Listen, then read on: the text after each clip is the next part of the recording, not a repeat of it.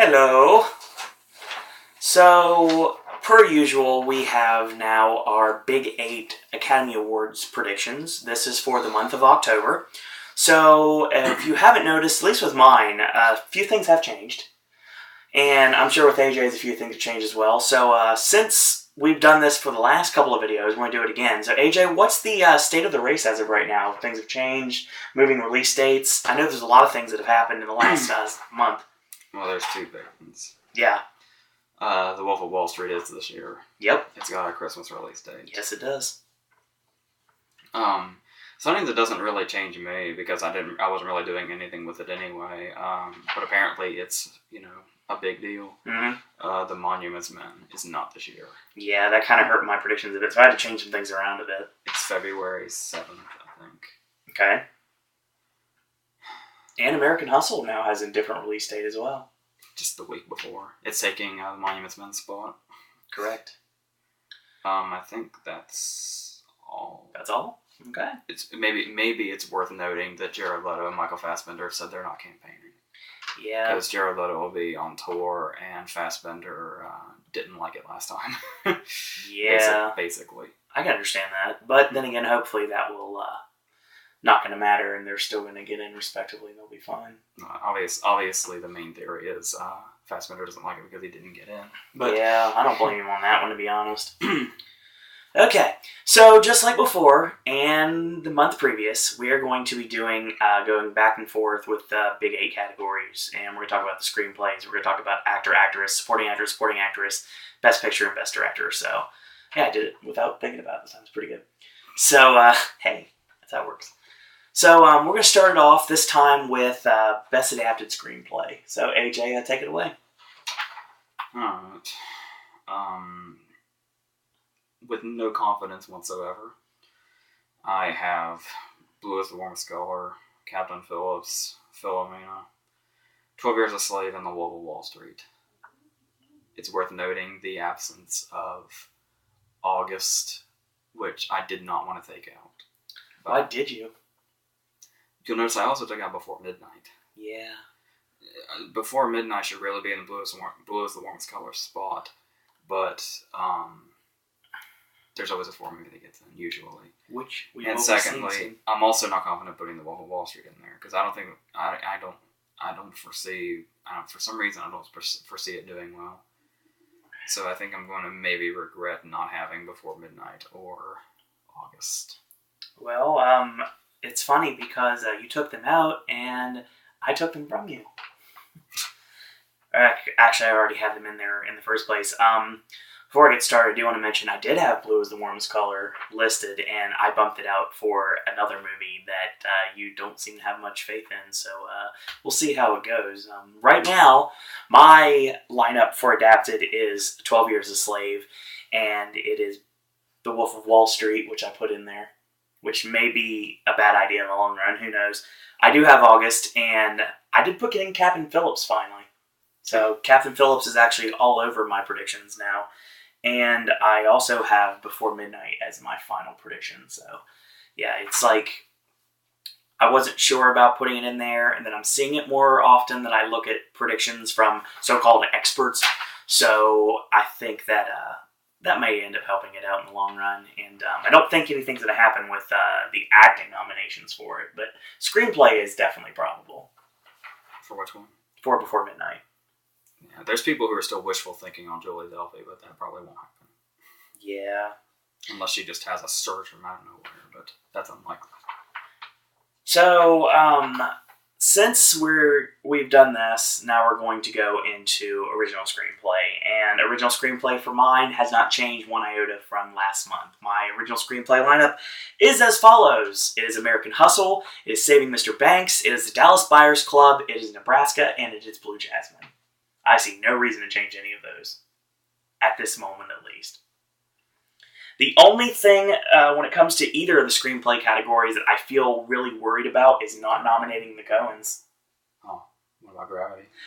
You know, I think Gravity is going to miss out in one category, and I think that it's going to end up being screenplay. I think that may be a dumb thing for me to say, but I think... I don't have it in either. Well, we're both on the same page. It's probably a mistake. Yeah, maybe. I don't know which one of these to take out. And I'm not willing to do anything with getting rid of Saving Mr. Banks, especially that now it's being viewed slowly but surely. November 7th, I believe, is when the first viewing is going to be when it's at AFI Fest this year. So then we'll start getting more reviews from it. But from everybody that's seen it so far, they're saying it's a legitimate Oscar contender now. So I'm definitely keeping on the Saving Mr. Banks bandwagon, at least for the time being. So, AJ, we're going to go to, it seems like your favorite category, Best Supporting Actress. I have to do original screenplay first. Yes, I know. I always do this every single time, and I never remember. Okay. This is why we don't switch up the order. Yes, exactly.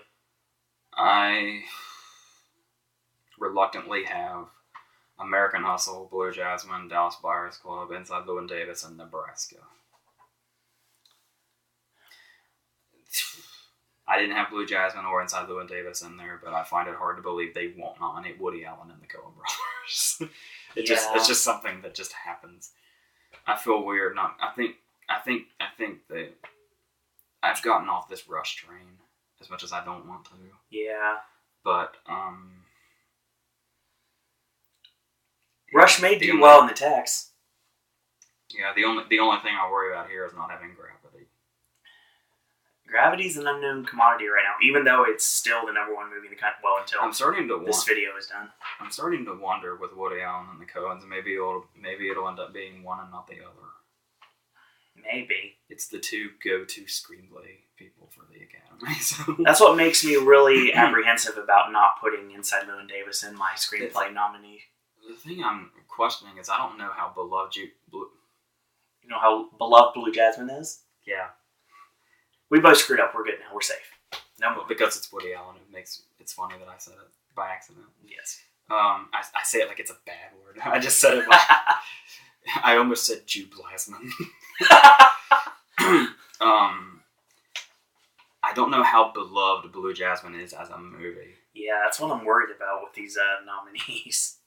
Because it got rave reviews, but then again, most of those rave reviews centered around just Blanchett. So it's hard to get a grasp on how well received the movie itself is. At least to me, I don't really... Got no love for the dice, man. Of course, I'm the one going to bring that one up. Alright. I'll let you take over this, because apparently I don't know how to lead a conversation, so... We're going to go with Best Supporting Actress now. Okay. After much shifting, I ended up with Naomi Harris for Mandela, Jennifer Lawrence for American Hustle, Lupita Nyong'o for 12 Years a Slave, Jane Squibb for Nebraska, and Oprah for The Butler. I finally got rid of Octavia Spencer. I finally convinced myself. Yeah, you made a nice case for James Squibb, and I really wanted to put her in here, but at least right now, I couldn't do it, as bad as it is to say. And my supporting actress lineup has also not changed at all. I'm having Oprah for The Butler, and Jennifer Lawrence for American Hustle, Lupita Nyong'o for 12 Years a Slave, and of course, the one that you don't seem to like very much, Carey Mulligan for Inside Llewyn Davis. And, of course, my No Guts, No Glory that I'm going to stick with until the blood runs cold, Sally Hawkins for Blue Jasmine. Which I'm actually starting to see now, so... Like, you have blamed me for this as well. It's like, I'm starting to see it now, it's all your fault. Not to say she's bad in the movie at all, but I mean... It's kind of an off performance to get nominated for, but I don't even remember much about her. Yeah. Very happy-go-lucky. I remember Blanchett, Bobby Cannavale, and Andrew Dice Clay. Everything else of that movie is pretty much a blur to me. Still no love for the Dice Man. Just the other day, after how many months ago we saw it? We saw it in, July? Yeah. I remember that Alec Baldwin was in it. Such a big mark for 30 Rock, it makes total sense that you would remember Alec Baldwin's in a movie. I didn't until just recently. Okay, we're going to go supporting actor. And that's your legitimate favorite category. It always seems to be the one you have a nice dog in the fight every single year. Probably not this year. This year may not be so of course, so clear. I've only seen 2 of the performances I'm predicting right now. so we'll see. My best supporting actor lineup is, again, still the same. I did not change much of anything. I still have Bradley Cooper for American Hustle. I have Michael Fassbender for 12 Years a Slave, Jared Leto for The Dallas Buyers Club, Tom Hanks for Saving Mr. Banks, and Daniel Bruhl for Rush. I'm starting to see Daniel Bruhl drop out of predictions. The more Rush starts to fade. That's what I'm thinking. But I'm not dropping off that train. But you dropped one hell of a bombshell last video when you said that Michael Fassbender may not be as locked as everyone thinks he is. That's the problem, though, is I actually went to replace him when I was writing these down. Mm-hmm. But I didn't know who with, so I just put it back in there. And you're also mentioning that Colin Farrell's getting a lot of love for Saving Mr. Banks, too, so a double nomination would be awesome, but not very likely. So yes, I reluctantly put Fassbender in here. I really don't think Fassbender should be in here. For some reason, but I don't know who I would replace him with, so I just have him here. Yeah, it's kind of hard. Like this year, it seems like everybody in the top 4 is pretty much locked, and everybody else is kind of like they're trying to vie for that final spot. I have Barkot Ogden for Captain Phillips. I really wanted to put him in here, honestly. And it's routine. Daniel Bruhl for Rush, Bradley Cooper for American Hustle, Fassbender for 12 Years a Slave, and Jared Leto for Dallas Buyers Club. The only person I can think of to replace Fassbender with could be... Yeah, my Gyllenhaal train didn't last very long. Sadly. Prisoners kind of fell off the face of the planet. The only thing I can think... Okay, this is very interesting. You know who I've been hearing? Jeremy Renner? No. Nobody's talking about Jeremy Renner in American Hustle. I've heard Jonah Hill's name thrown around from The Wolf of Wall Street. You know, that wouldn't surprise me. It'd be awesome, because that character is insane. Because I read the book. Okay, fine. I won't say that I read the script. I did read the book there. And the character he's playing is totally off the wall insane. And that should be very interesting to see play out. Yeah. And it looks like he does it pretty well in the trailer, so... Yeah. I can see that. Yeah, I'm gonna, this... Things seem to be going pretty well in Barkot Ogden's direction, so... Yeah, that's the reason it was so hard to not put him in here. I can't remember which one it was now. He was on a fucking talk show recently. So, he's, like, making the rounds. So... Uh-oh. Danger, Will Robinson, danger. Okay, we're going to go with Best Actress now. Again, my lineups have not changed a bit. Judi Dench for Philomena, Sandra Bullock for Gravity, Amy Adams for American Hustle, Emma Thompson for Saving Mr. Banks, and Cate Blanchett for Blue Jasmine. I don't see any reason to eliminate anybody on this list. After what you mentioned last video, that Amy Adams is kind of in a little controversy if she's going to be leading or supporting, what they're going to push her as. I thought about putting Meryl Streep in here for August, and then I thought about it for a second. I was like, no, there's something telling me not to vote for Meryl Streep for some reason. I know that's usually the opposite normally when it comes to award season, but something's telling me not to go for anybody in August performance-wise. As you're probably about ready to say the same thing I just mentioned. No. I have Blanchett for Blue Jasmine, Bullock for Gravity, Dench for Philomena, Streep for August, and Emma Thompson for Saving Mr. Banks. I don't see this Amy Adams thing happening. I guess we'll see sooner as we find out. Then there's Blanchett, Bullock, and Dench are like in there. I don't think any of them are going in there. There are these you'll see dumbasses plastered all over the internet saying Cate Blanchett's the only lock and she's gonna win. Those people are dumb. I think you're making a mistake saying there's only 3 locks. I think Thompson's in for sure. Something tells me the movie's going to captivate me. I'm more comfortable predicting Streep than Thompson, though. That's interesting. I don't say Mr. Banks is a big question mark to me. I don't know what it's going to do overall. Obviously, everyone knows my noticeable bias, but when it comes down to it, I mean, the story just works, and this is her story, so I mean, it makes sense that she was going to get in. This is a very meaty role, which we haven't seen from Emma Thompson in a long time. Oh, come on. She was totally worthy of Men in Black 3. Oh. Have I made that joke already? I don't think you have. Okay. Now you have, so we're good. We're even now. So, you're next, sir. I look like a hack if that's already been brought up. All right. Are we on actor now? Yes, we are. Mine didn't change from last time. Okay. I still have Bruce Dern for Nebraska, Chiwetel for 12 Years a Slave, Hanks for Captain Phillips, McConaughey for Dallas Buyers Club, and I'm still sticking with Forrest Whitaker for The Butcher. You're going to stick on that Forrest Whitaker train, like, till the end. I keep having to explain to people. It might not be a bad idea, to be totally honest. I have to keep explaining to people over and over and over again why Redford is not a factor. Yeah, the trailer doesn't look look very good anyway. Okay, they're saying, oh, he's Robert Redford. Oh, he's Hollywood royalty. Oh, he is getting career best reviews. Oh, he's the only person in the movie, and the movie's getting good reviews. J.C. Chandor got nominated for Martin Call. Yes. Deservingly. All his lost distributors, Roadside Attractions. Yes. They don't do fucking shit to campaign. No. They say Robert Redford is like, Hollywood's little golden boy. Mm. You do realize if he gets nominated for this, it'll be his second acting nomination. His only other acting nomination was for The Sting in 1973. Good God. And he won an Oscar, but it was for directing Ordinary People. But nevertheless, unless I'm mistaken, that was his only directing nomination too. So,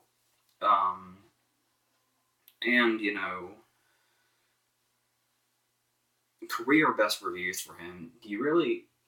Do a lot of movies come to mind that would scream magnificent performance by Robert Redford? I mean, he's not a bad actor at all. He's in a lot of famous movies, but you don't really hear his performances mentioned. That's true. So career best reviews isn't exactly, Even Harrison Ford comes to mind as somebody you can put over on a constant basis with iconic roles. Yeah, he's only been nominated once. Exactly. And most people don't even remember that. It was for Witness of all things. Not the Mosquito Coast, which would make more sense probably. But well, once again, this is going to be a short video because a lot of our predictions haven't changed very much. Best actor for me is still the same, and the only difference I have with my lineup is one. So I have Hanks for Captain Phillips, I have Bruce Dern for Nebraska, I have Matthew McConaughey for Dallas Buyers Club, Chiwetel for 12 Years a Slave, and just because, not because I'm on a bandwagon, it's because I'm just going with predictions, I still have Robert Redford for All Is Love. Lost! Ha! I got you! Because I said that in the first video we did this, and you did the same thing to me. I have to see if you're paying attention. Yeah. That's exactly it. I've heard I don't know where this is coming from. Apparently people are trying to make Oscar Isaac a thing in this. Yeah, I've been seeing his name pop up every once in a while too. I doubt it. I mean, the movie is about him. It's about his character. Yeah, but I don't know. Of course, Inside Llewyn Davis is another one of those question marks that plague me. Complete question mark at this point. I mean, it's getting great notices and everything, but I don't know. I guess we'll see, and maybe we'll know more by the next time we do a video in November. And then there's those poor sad people that still have hope for DiCaprio. I'd love to, but I can't. After last year bit me so hard, I can't. Last year not happening for him says a lot. Yeah. Because number one, not only did they not give it to him, they gave the nomination to his co-star who won the thing. And assuming things fall into place the way people think, Fassbender's going to get him for playing the same part, only a little in a different setting, in a different type of movie. Correct. That's what it sounds like. So, but do you? I mean, you mentioned it, and like I said in the last video, about how you think that Fassbender is not necessarily as much of a lock as you think he is. He might be the one who ends up missing out his nomination. So I tried to not put him in here, but I couldn't think of somebody off the top of my head to replace him with. And now we've got Jonah Hill in the options, so I mean, who knows? Maybe next time. All right, AJ. But I've also heard Steve Coogan thrown around for footboarding, but that would be awesome. He'll get him for writing, so there's that. So, director. Yes.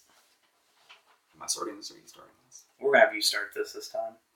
Alright. I changed one person. I can't remember who I took. Oh, yeah. I took out Ron Howard because I'm off the Rush train. The Rush train is completely derailed now, apparently. I have... Oh, that was your computer. It is. It is. I have Quarren for Gravity. Mm-hmm. I put in Greengrass for Captain Phillips. I thought about it. I really did. And then McQueen for Georgia Slave, Alexander Payne for Nebraska, and David O. Russell. I hate saying anything about the movie afterwards because it rhymes and it feels ridiculous. I know. Well, once again, my director lineup hasn't changed, but I will say that I did have serious consideration to put both the Coen brothers and Greengrass in this time, and I didn't. Again, may not be a good idea in the long run. But Captain Phillips can miss director and still get into picture. He's still in a lot of things. Yeah, exactly. Same with Inside Llewyn Davis, too. So, again, I still have Quarren for Gravity. I have Steve McQueen for 12 Years a Slave. I still have John Lee Hancock for Saving Mr. Banks, which, of course, is my question mark. And, of course, Alexander Payne for Nebraska and David O. Russell for American Hustle. I would say right now that I like my director lineup, honestly. I like it as is. As much as I hate to say it, I think Hancock obviously is going to be the one that gets bumped out of that list. But not until I have a legitimate person to put in that final spot. And right now... There are about 5 people you can put in this slot before Hancock. Something about it. Not my bias. Something about it says, well, obviously they wanted to give him love for The Blind Side, and the whole world fell in love with that movie. Nobody remembers that he was the director of The Blind Side. People that watch this video do. Did the Saving Mr. Banks trailer say from the director of The Blind Side? Of course not. It didn't mention his name at all. I think he did. I think he did The Alamo, the one with Billy Bob Thornton and Jason Patrick. Yeah. Oh, dear God. Oh, that's bad. Speaking of... there is one category left, and AJ pretty much has put the number at 9 for the Best Picture nominees. I don't know why they just go back to 5. Just go back to 5, please. Eventually it will happen, because eventually they're going to get tired of putting this stuff in there. I mean, there's a lot of deserving things that are going to get not nominated, obviously, but when it comes down to it, it makes it more prestigious that way. This 9 thing is fucking dumb. I mean, it's better than 1934 and 1935 when they had 12, but still, this is getting ridiculous. This not knowing how many nominees there's going to be. What's this, the Critics' Choice Awards? I mean, okay, if you're going to do 9, you might as well go the extra mile and do 10. If you're going to do 7, you might as well go to 10. It was, I think it was 1932 that had 8. I don't know. I don't have a problem with that. So, let's do this. Best Picture. As of this moment, I've only changed one thing. And obviously that was taking The Monuments Men out of Best Picture, because obviously it's no longer in the running.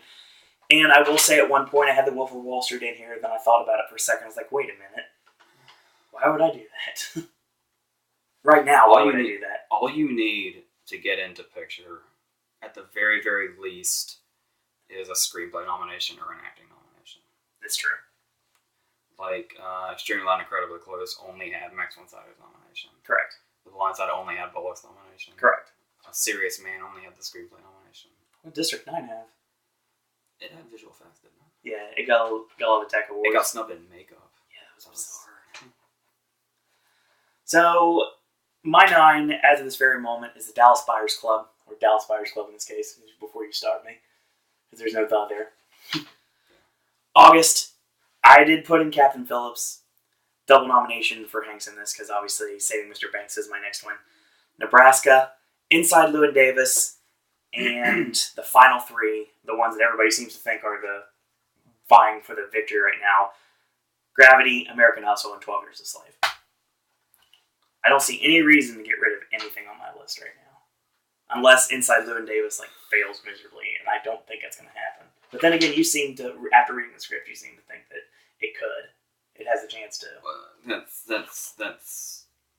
It's probably just going to be one of those it's probably going to be another Miller's Crossing. It's a Coen Brothers movie that I don't care for, that everybody is smitten with. What's the general consensus on A Serious Man?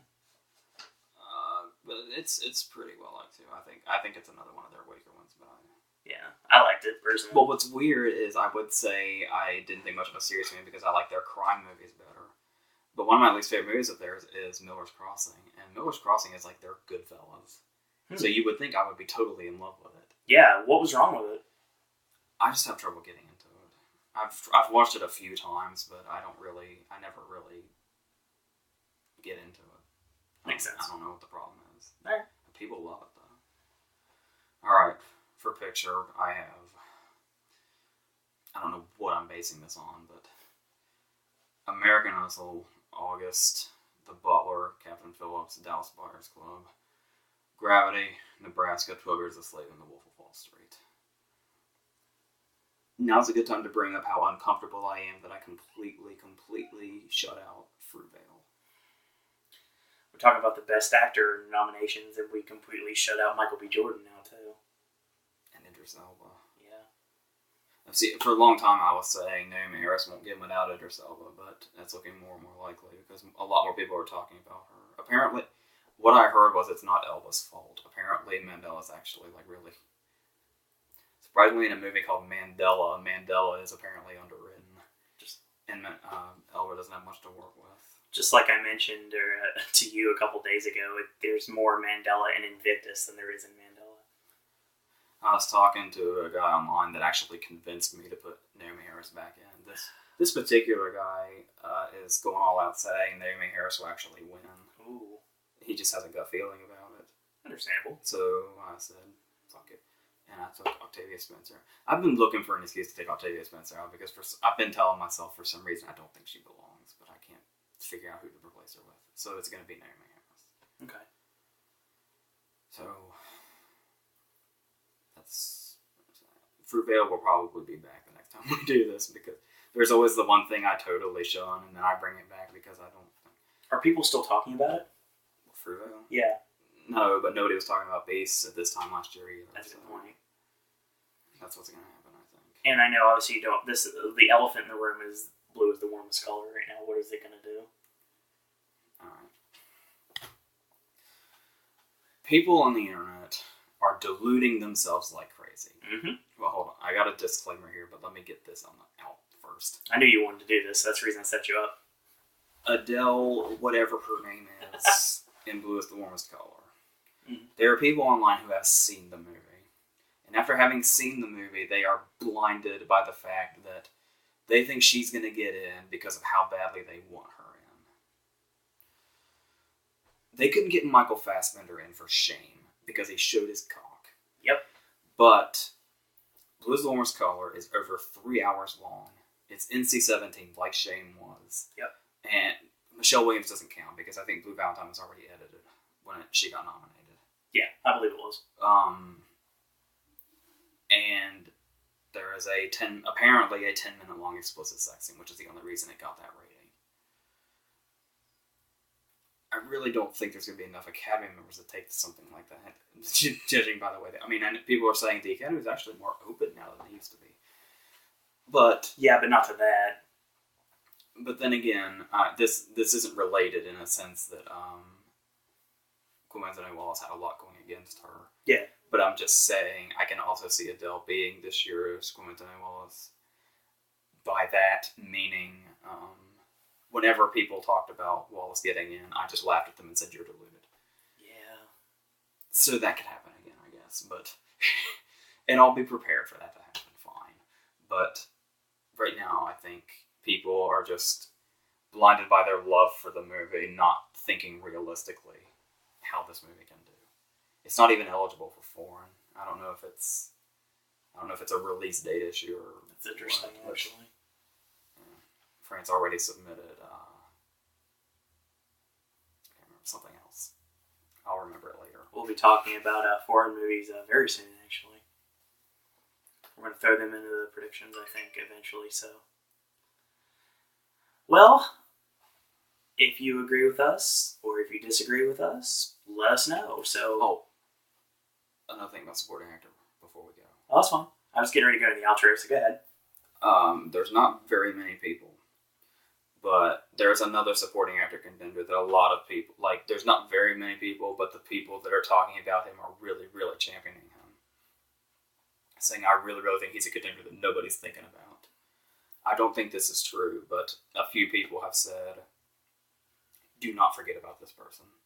I know who I want you to say, but I don't think you're going to say him. who are you thinking? Well, the person that obviously I want to see get nominated for supporting actor is James Franco. Or Sam Rockwell. That's what the Independent Spirit Awards are for. Rockwell and Franco have Independent Spirit Award nominations in the bag. Yes, they do. I'm talking about Woody Harrelson and Out of the Furnace. You know, it might happen. We may be not talking about the movie enough right now. I think people are just saying that because Scott Cooper did it. Yeah. And he did Crazy Heart, which won Best Actor and Song. But that doesn't necessarily mean every movie he makes now is going to go to award success. And Out of the Furnace doesn't look like it. It looks too small. I mean, I know it's supposed to, yeah. I know you got like movies like Fruitvale in the running, but I mean, Out of the Furnace looks really small. If that makes sense. It's not Killshot small, but it's pretty small. Yeah. So, I think that's the extent of that. All right. Well, like I said, if you like these videos, then keep watching them. We're going to keep shooting them. And end of November, we're going to have our next Academy Award prediction video. And end of December, we're going to start including documentary and animated in our lineups as well. So once we actually get into award season, you're going to start getting a lot of recaps and prediction videos for all the main award shows and even some of the smaller ones. We're going to talk about the SAGs and the Critics' Choice Awards. This is what we do every year. This is what we, if what you guys probably saw last year, me doing it by myself. AJ's with me now, so we're going to be doing this. We're going to have a lot of awards content the next couple of months, so check those out. And while you're at it, go watch a movie. Go watch something. Just enjoy yourself and watch something you haven't seen in a long time. Watch something that may be critically acclaimed, something you think you might like. Go and watch it. Give it a shot. What's the worst thing that could happen? You're out $10. No big deal. So where's this coming from? No, it's just, just go out and it's like right now, this is the time of the year when everybody kind of like lowers their budget on entertainment. And a lot of people are talking about the price of the movie theater. Trust me, I get it all the time. I would understand. I work there. So when it comes down to it, just go out, enjoy yourself, watch a movie that you may think you're going to like, and you probably will. If you want to watch something mainstream, go ahead. You want to go to a local art house cinema, go watch something foreign, a documentary, watch anything really just to get out there. And obviously these people, and AJ one day will be joining them, all put their heart and soul into everything that they do, everything they put on the paper, everything that goes on the big screen. So check out everything. So yeah, I don't know why I was on the soapbox for a second, but I thought it was good as a time than any. So there's always that. So we will join you guys again at the end of November. We're going to be talking Critics' Choice Awards very soon. And we're talking about some speculation for Critics' Choice Awards, what we think may end up happening. And like I said, our Oscar videos are going to get even better. We got Oscar-style verses in January, February. So there's a lot of stuff still to come on pop for the rest of the year and into 2014. So we'll see you guys again at the end of November. So AJ, any parting words for the end of the video? No. Alrighty then. So we will see you guys later on.